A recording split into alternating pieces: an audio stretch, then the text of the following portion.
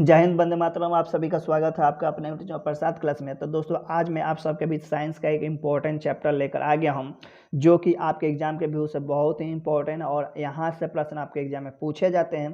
तो आज हम लोग देखने वाले हैं कि इस लेसन से कौन कौन से अभी तक प्रश्न पूछे गए हैं या आगे आपके एग्जाम में कौन कौन सा प्रश्न पूछे जा सकते हैं। क्योंकि दोस्तों, आप अगर किसी भी एग्जाम के लिए तैयारी करते हैं तो ये क्लास इंपॉर्टेंट। अगर आप एसएससी जीडी करते हैं, बिहार पुलिस, बिहार दरोगा, रेलवे, दिल्ली पुलिस, कोई भी एग्जाम अगर तैयारी करते हैं तो आप सबके लिए क्लास इंपॉर्टेंट है। तो आप लोग शुरू से अंत तक क्लास को जरूर देखिएगा। अभी तक लाइव क्लास में नहीं जुड़ा सभी लोग जुड़ जाइए और वीडियो को शेयर कर दीजिए ताकि जो लोग लाइव क्लास में नहीं जुड़े तुरंत जुड़ जाए। तो चलिए दोस्तों, आज क्लास को हम लोग शुरू करते हैं। देखिए दोस्तों, इस लेसन से आपका पहला प्रश्न क्या बनने वाला है। और दोस्तों, ये पाचन तंत्र जो लेसन बहुत ही इंपॉर्टेंट है। यहाँ से प्रश्न आपके हर एग्जाम में देखने को मिलते हैं। अधिकतर तो प्रश्न आपको रेलवे में देखने को मिलता है। तो देखिए दोस्तों, यहाँ पे आपका पहला प्रश्न क्या बनेगा। लार किसके पाचन में सहायक होता है। वेरी इंपॉर्टेंट है, कई बार आपके एग्जाम में देखने को मिला है। लार किसके पाचन में सहायक होता है, तो स्टार्च के। अब देखो दोस्तों, अगला प्रश्न बन सकता है कि वसा का पाचन करने वाला लाइपेज नामक एंजाइम किस अंग द्वारा स्रावित होता है। यह भी इंपॉर्टेंट प्रश्न है, कई बार एग्जाम में पूछा गया है और बहुत इंपॉर्टेंट है मेरे भाई। अगर याद ना हो तो आप लोग स्टार देकर लिख लीजिएगा, अग्नाशय द्वारा। ठीक है। अब देखिए दोस्तों, अगला प्रश्न जो बन सकता है इस लेसन से, यहाँ से लाइपेज द्वारा वसा के जलीय अपघटन के पश्चात क्या प्राप्त होता है, तो वसीय अम्ल और गिलस्राय इसका हो जाएगा। अब अगला प्रश्न देखिए, अगला प्रश्न क्या बन सकता है इस लेसन से। कौन सा पाचन हार्मोन छोटी आंत में स्रावित होता है। ये भी इंपॉर्टेंट है प्रश्न, कई बार आपको देखने को मिला है और आपको सेट में भी मिल जाएगा। कौन सा पाचन हार्मोन छोटी आंत से स्रावित होता है। ठीक, वेरी इंपॉर्टेंट है, सिक्रेटिन। और अगला प्रश्न बन सकता है और एग्जाम में पूछा भी गया है प्रश्न के पित्त का संचयन कहाँ होता है। ये भी इंपॉर्टेंट, आपके हर एग्जाम में देखने को मिला होगा और हर सेट में आपको देखने को मिला होगा, पित्ताशय में। अब देखिए दोस्तों, अगला जो प्रश्न बन सकता है इस लेसन से वो क्या बन सकता है, तो पित्त का निर्माण यकृत में होता है। यह प्रश्न पूछा जा सकता है कि पित्त का निर्माण कहाँ होता है। यह वसा को वसीय अम्लों में तोड़कर पाचन में सहायक करता है। ठीक, ये भी इंपॉर्टेंट है कि यह वसा को वसीय अम्लों में तोड़कर पाचन में सहायक करता है। ठीक है, ये भी प्रश्न पूछा जा सकता है कि पित्त जो है क्या पाचन में सहायक करता है। ठीक, इंपॉर्टेंट प्रश्न है, बहुत प्रश्न यहाँ से बन सकते हैं मेरे भाई। अगला प्रश्न यहाँ से पूछा जा सकता है या बन सकता है आपके एग्जाम के लिए कि किस अंग में प्रोटीन्स का पाचन पूर्ण होता है, तो आंत में होता है। अब देखिए दोस्तों, यहाँ से एक प्रश्न ये बन सकता है कि आमाशय के भीति से कौन सा हार्मोन स्रावित होता है। ये भी इंपॉर्टेंट है, ये भी कई बार पूछा गया है, गैस्ट्रिन। और ये बहुत बार एग्जाम में आपके पूछा गया। अब देखिए दोस्तों, अगला प्रश्न बन सकता है कि लाल का टाइलिन एंजाइम किस माध्यम में क्रियाशील होता है, तो हल्के अम्लीय माध्यम में। और ये भी प्रश्न बन सकता है कि लाल का टाइलिन एंजाइम किस माध्यम में क्रियाशील होता है या लार में कौन सा एंजाइम होता है, ये भी प्रश्न पूछा जा सकता है। तो यहाँ से आप लोग एकदम ध्यान में रखिएगा। अगला प्रश्न बन सकता है इस लेसन से कि आमाशय की दीवार का पेशीय संकुचन क्या कहलाता है। ये भी कई बार एग्जाम में आपको रेलवे में देखने को मिला है, इंपॉर्टेंट है मेरे भाई, एकदम लिख लेना। अगला प्रश्न बन सकता है कि पाचन तंत्र के किस रस में कोलेस्ट्रॉल पाया जाता है। ये भी प्रश्न इंपॉर्टेंट है और कई बार पूछा भी गया है, तो पित्त में।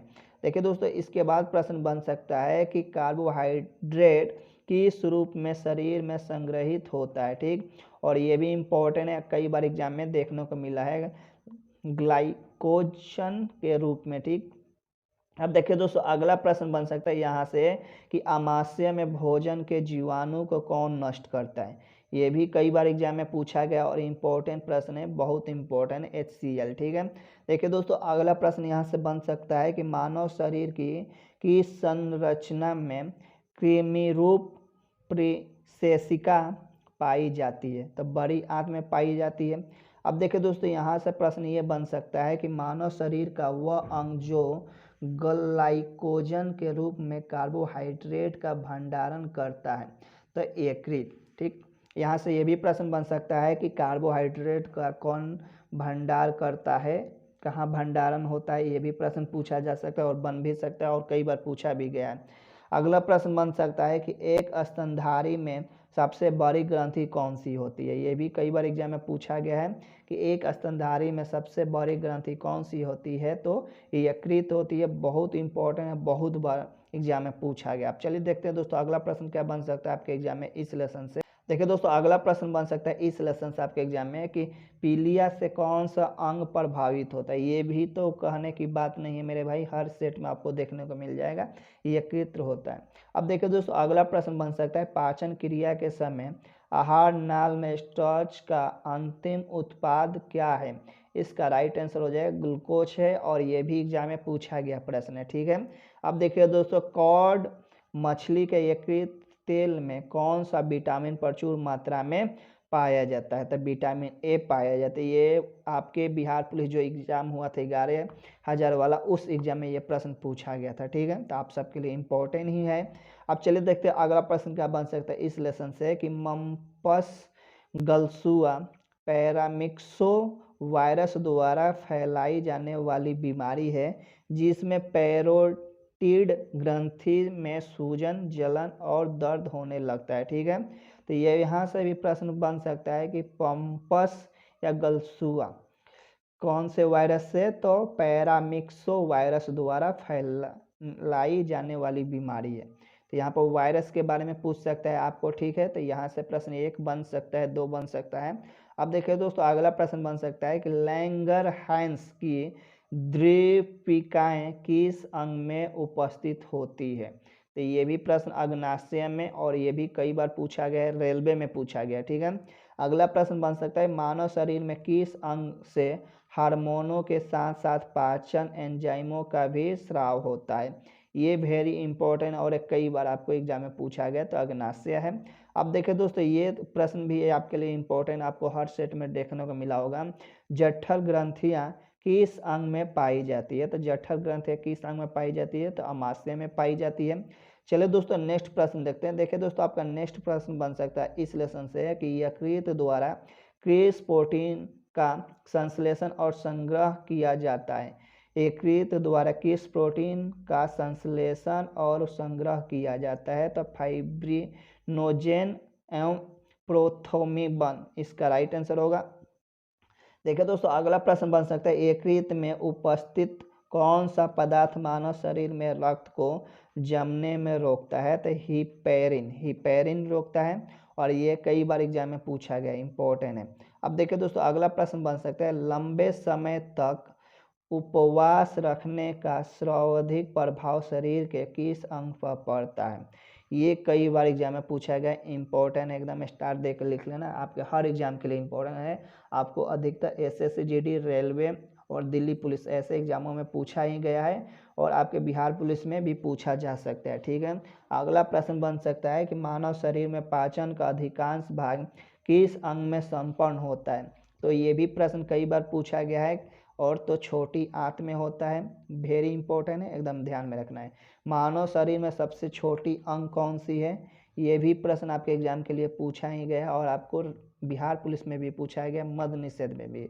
मानव शरीर में छोटी आंत होती है तो अवशोषण के लिए, ठीक है, आपके लिए एग्जाम में बहुत बार पूछा गया है।